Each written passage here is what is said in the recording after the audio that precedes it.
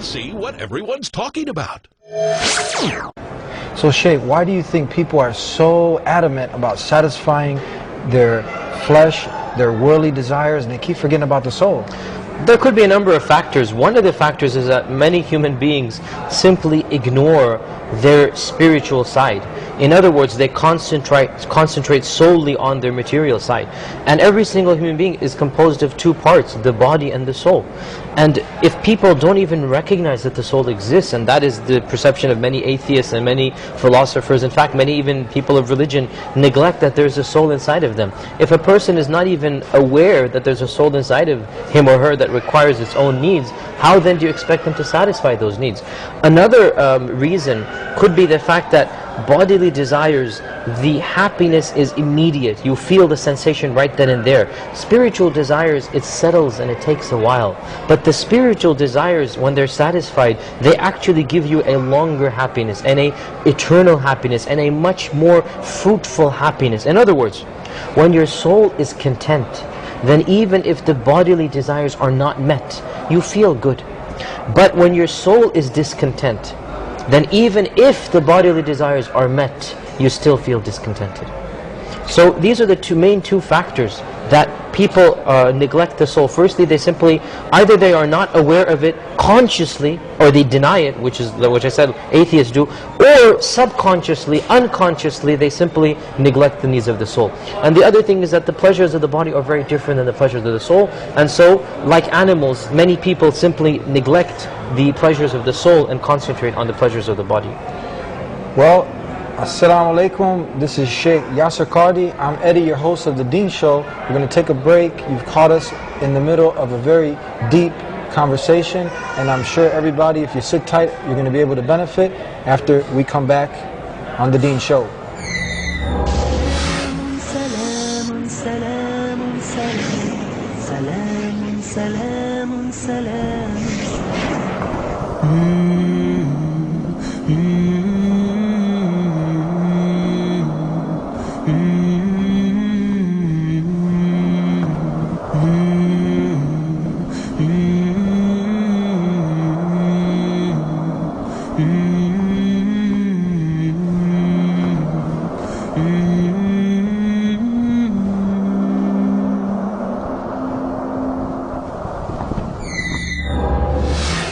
Assalamu alaikum and welcome back to the Deen Show. I'm Eddie, your host, and we're here with my special guest, good friend, Sheikh Yasir Qadhi. Assalamu alaikum. Wa alaikum assalam. Nice to have you once again. Am I having you or you having me? What's going on here? I see you so often, I'm losing track. Who's on? You know what, I'm happy for that. Alhamdulillah, Yeah. alhamdulillah. My So, pleasure. people got to see a little bit about you now, read a bit about you. And remember that we have a special section on thedeenshow.com. If you don't catch us live on the TV in Chicagoland area, you can see all of our shows at thedeenshow.com, and Sheikh Yasir Qadhi has his own section. So if you like this topic we cover, we have many more. You can go to our website and click on Yasir Qadhi and you see all the shows pop up. But today we're talking about peace. Really, when a person has billions of dollars and he commits suicide, when somebody's a celebrity and they're deteriorating in front of our face, and you see our youth, they're trying to mimic these people. What do you got to say, Sheikh? It's interesting you mentioned the millionaires and billionaires who commit suicide, because the irony is, it's always the rich and famous, it's always the elite, it's always the cream of the crop who commit suicide. Have you ever heard of a person who's in a famine in Africa committing suicide? I mean, these are the people who have nothing, but they don't kill themselves because they have hope in life. You know, they're more optimistic than the rich bankers and the stockbrokers who, when the stock market crashes, they just jump out the window. Isn't that ironic? Is that the people who are the most despondent of life, they despair the easiest, are the elite of this world. Who enters the rehab? Who has drug problems? You look at the marriage and divorce rates of celebrities. It's an utter joke. Why is it then that our society looks up to them as role models? Isn't it something it causes you to think? Yeah. What type of role models are they? They're not in any way our role models in morality, in family values, in ethics, in humanity. I mean, what type of role models are they? It's something that's really amazing. Our true role models should be those who give us meaning and purpose in life. those who fill up a spiritual void and vacuum. And these people are the people of God. These people are those who have a spiritual side of them that gives them a sense of purpose, gives them a vision, gives them, what are they here on earth for? What's the purpose of life? The people of God know this purpose, and that purpose is to come close to Him and worship Him. That's the purpose of life. As for these other people whom society has taken to be role models and leaders, they are not role models and leaders, they are entertainers. They waste your time, many times in a vain way, many times in a way that actually distracts you from God. So it's ironic that you mentioned that it is indeed the millionaires and the billionaires, it is indeed the rich and elite that have the drug problems, they have the suicide rates, they have the most issues of taking Prozac and all of these antidepressant drugs. I mean, it was estimated that 1/3 of Americans are on antidepressants. I mean, what type of lifestyle is that? When you are supposed to be, and we are the richest nation on earth, right? We are the most powerful and mighty nation on earth. Well then, why is it that such a huge percentage of our own population are on antidepressants? What is the reason? I don't think even 1/20th or 1/50th of the African continent is on antidepressant drugs, or the Asians or anybody. Why is that the case? The reason is, it's quite simple. The reason is, when we have these material possessions, and we still discover that these material possessions don't give us happiness, we lose the purpose of life. We feel hopeless. When you get to the rich and elite, when you get to the millions, when you get to the fame, when you have the fortune, and you're still not happy, you realize, what's the point of living then? Because everybody else thinks you are it, and you know you're not it.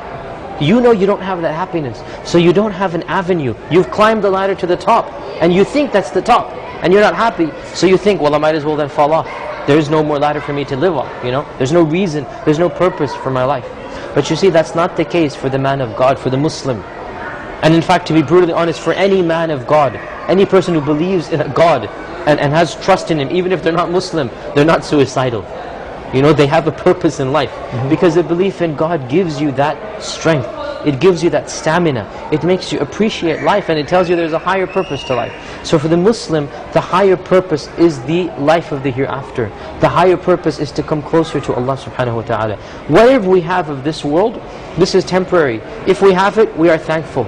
If we don't have it, we have something better to look forward to.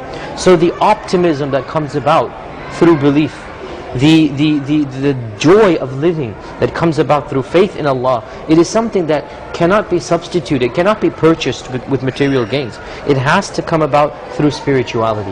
And that is the whole beauty of our religion, that it takes care of the body and the soul, but it emphasizes the soul more than it does the body.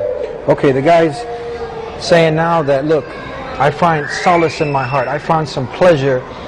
Maybe he has it confused with peace. He turns on the radio and he's listening to the 50 Cent or the Tupac. I don't know if you're familiar with these names. And he lights up a joint, and he has a few women waiting for him, some alcohol and whatever other drugs, and he says, you know what, this makes me feel good, and without it I don't feel good. How do we respond to this? Well, the response is that yes, he will feel good in a certain way. We're not denying that he doesn't feel good. In fact, the only reason he does it is because it feels good. And we all know that the pleasures of food and drink, of sensuality and intimacy, of loving and to be loved, we all know that these are human pleasures. And in fact, when they are human pleasures, every human being enjoys them. But 2 points. Firstly, we all know as human beings that these pleasures, when they are misappropriated, when they are done in an incorrect manner, they become not pleasures, they become pains. And we know this from our own experience. When we eat things, like for example drugs, or we do something that we know we shouldn't do, there's an inner conscience that God has placed in us that makes us feel guilty and dirty for doing that. And it doesn't matter if you have a group of friends that also agree with what your lifestyle is. In your heart of hearts, you know this is something I don't feel comfortable with. So you feel disgusted at what you're doing. The other thing is that this pleasure is a worldly pleasure. It is not a spiritual pleasure. And when it is not a spiritual pleasure, it means that it will not give you eternal pleasure. It will give you temporary pleasure. And there will always remain an emptiness that has to be filled up. Worldly pleasures put together will not take care of your inner need of spirituality. It is the spiritual pleasures, when they're taken care of, that the bodily pleasures become secondary. But if the bodily pleasures are taken care of, the spiritual pleasures still need to be answered to. So these pleasures indeed are giving him pleasures, I'm not denying that. But even this person realizes that there are pleasures greater than this, more eternal than this. Pleasures that don't give him any guilt, that make him feel good, make him feel fulfilled as a human being. And those pleasures are not pleasures of this world. Those pleasures are not the pleasures of women and wine and drugs and alcohol and food and drink. No, those are pleasures of the inner contentment and happiness. Feeling fulfilled with your life, being happy at who you are and what you do. And that's not something that the world gives you. That's something that comes from within and not from without. Let's talk about quickly the harms of following your desires and leading this path, letting your desires dictate your life and doing these things that we just talked about. What are the harms? The harms are twofold. There's a worldly harm and there's a spiritual harm. As for the worldly harm, when you live your life like an animal, without any care for a higher cause or goal, then the Quran tells us you become an animal. You become an animal. You lose your humanity, because all you're concerned about are your animal instincts, and you are not just an animal. You are more than an animal. And that's the whole beauty of being a human being. So when you do that, you're going to face certain problems in your life because you've neglected your spiritual side. You're going to face physical issues. Look at, for example, promiscuity and the diseases that happen as a result of that. Look at the lifestyle that you live when you get involved with drugs and alcohol. It ruins you financially, ruins you mentally. So even physically you'll ruin yourself. That's at one level. The second level, when you don't take care of the soul will wither away and eventually die. An internal death. When you don't take care, when you neglect the soul, what's going to happen is that your soul will begin to wither away. You're not going to feel fulfilled with your life. You're going to feel something is missing, because it is missing. And what's missing is your soul. And just like if you didn't feed the body would die. If you don't feed the soul dies. But as I said, it's an internal death. It's not that you die, it's just the soul withers away until you just don't have any joy and pleasure, even in worldly pleasures. And that's why the drug addict, after he gets addicted to the drug, he then needs to take the drugs not for the high, but so that he doesn't suffer the pain of withdrawal. It's not that he gets high and he needs to get, it's just that he doesn't like the pain of withdrawal. He becomes so used to that pleasure of drugs. The drug don't give him the pleasure that they used to. Rather, if he didn't take them, the withdrawal symptoms will be so painful, he needs to take those drugs. So even the worldly pleasures are lost and the spiritual pleasures are not taken care of. Therefore, as God says in the Quran, خَسِرَ الدُّنْيَا وَالْآخِرَةِ, he has lost this world and the next. Neither the worldly pleasures nor the spiritual pleasures will be met. Benefits of leaving off following your desires, submitting yourself to the Creator of the heavens and earth, and leading a path that He wants you to lead. What are the benefits of doing this, Shaykh? More than can even be mentioned in many, many lectures. But the most important benefit, a feeling of contentment, of fulfillment, of doing what you're supposed to do. Peace and serenity enter your life in this world. And of course in the hereafter you get the pleasures of Allah. So in this world your life has a meaning and purpose to it. So much so that even if you don't get the pleasures of this world, even if you're deprived of what many other people are deprived of, inside of you you feel good. Inside of you you feel that you're accomplishing something. And you are accomplishing something because you're doing what God created you to do. When you do what God created you to do, you feel fulfilled. You feel liberated. But when you turn away from what God created you to do, what Allah wants you to do, you will never attain the happiness because you're not in your right place. You're not in the place God wanted you to be. And you're searching vainly for that place in the worldly pleasures, and you're not going to find it. So when you find your place, your sink, when you find your niche that God wanted you to have, and that niche is the worship of God, is remembering Him and praying to Him. When you find that niche, all of a sudden you are liberated from the problems of this world. They become secondary to you. That doesn't mean that that the problems of this world are vanished. They don't vanish, but they become secondary. They are not anywhere near as problematic as they used to be. They become trivial for you because you have bigger issues on your mind, issues of attaining God's pleasure and not. And you know that if you're happy with Allah and Allah is happy with you, everything else is irrelevant. So once you get to that stage, you feel a sense of contentment and peace, regardless of what happens in this world. I think anybody who has a basic understanding of the English language can understand what you're saying, and whoever's humble and sincere, they have grasped what you said. God willing, tell them now what they need to do. Give us some advice. What routine should they be on instead of the routine of the nightclub and the party lifestyle? How do they get on another routine? Give us some closing advice. Very simple. Every single person who's on that lifestyle and routine, I speak to you directly and I say quite frankly, you in your lifestyle are not happy. And you know it. You don't have to confess to anybody. Confess to yourself. You know that there's a feeling inside of you that something is wrong, something is missing.